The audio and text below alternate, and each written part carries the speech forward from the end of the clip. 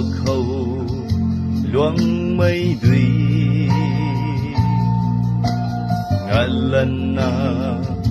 luang cu đất mà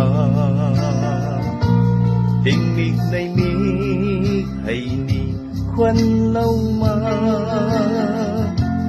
asay tình mi hay ni tất cần thế chân cây cần ni thế ban đi hay chân cây cần ni thế ban đi ni hầu cần mấy bà đi quay mà cùng la na sam pan sam gai su na lung bông cần ni thế nang cần ning tàu mấy đuôi anh này bom sầm tu cung pan đi đuôi mây ngắn na ning tàu bom ni thế ning da bom ni thế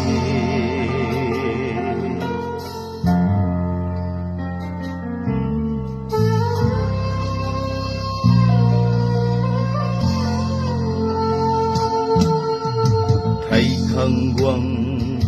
ni mây xa hoàng hậu mà man say đuôi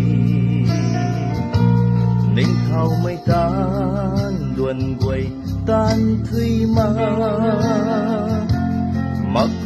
cung là na đông dung thế phân ti hay cung na đất ni tha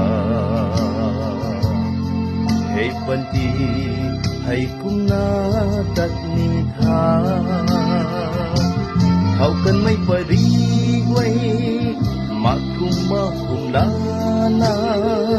sam pan sam gai su na lung bông cần ni thế nang cần ning tàu mấy đuôi anh này bom sam tu pan đi đuôi mây ngắn na ninh tàu bom ni thế ninh tàu bom ni thế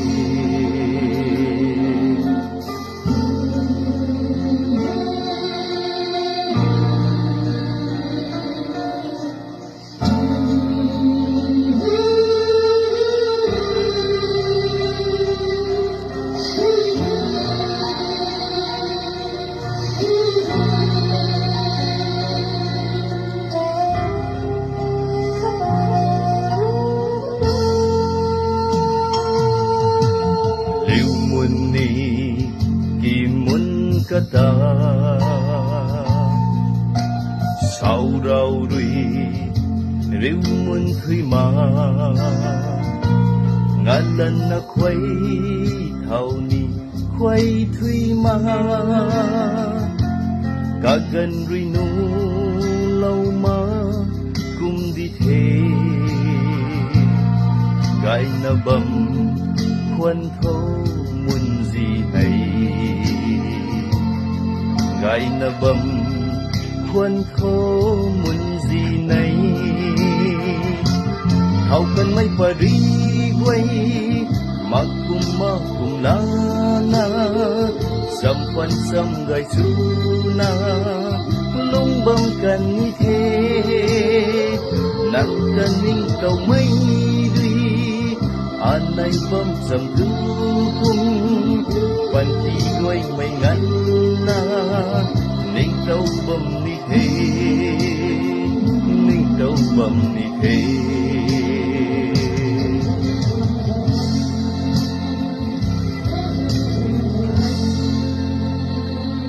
Fun ko the, mo time pass.